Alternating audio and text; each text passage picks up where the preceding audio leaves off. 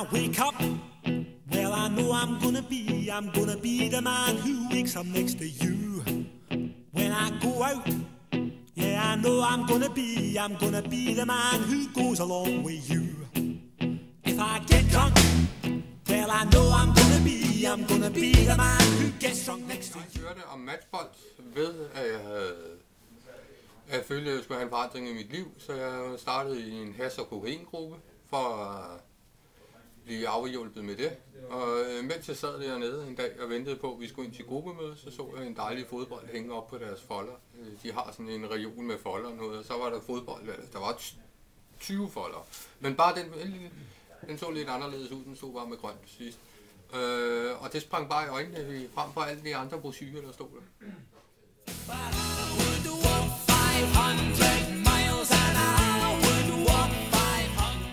Det gode ved matchbold var, at jeg fandt ud af for første gang, at jeg kunne fungere sammen med andre mennesker, jeg ikke havde mødt før. Jeg kunne fungere i gruppe. Og jamen det er jo lidt svært. Jeg er 34 år gammel, altså jeg har sgu ikke haft den energi før. Altså jeg fik, mens jeg var i projektet, så jeg fik lyst til at gøre tingene, så hvis jeg efter projektet skulle til en aftale, eller til lægen eller et eller andet, altså så ordnede jeg tingene. Hvorimod førhen, der fik jeg, altså hvis jeg vågnede kl. 8 om morgenen, så lå jeg og tænkte over, hvad jeg skulle finde på for at sige til lægen, for at jeg ikke skulle komme. Fordi jeg ikke gad. Jeg lærte rigtig meget om mig selv, både gode og dårlige sider,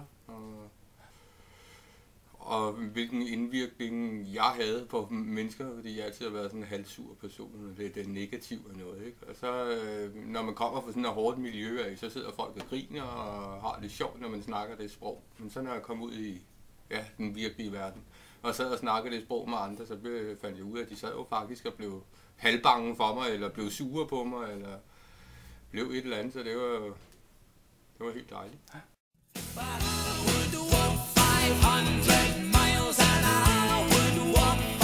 Første halvdel synes jeg ikke var specielt sjov. Det kan du spørge alle andre, der var på det hold om.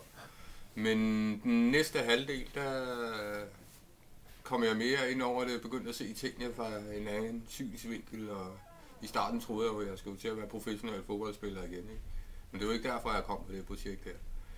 Så det kom jo den sidste halvdel, der fik jeg jo dobbelt så meget ud af det. Så der synes jeg bare, det kørte på skinner, og jeg kom hver dag og hyggede mig.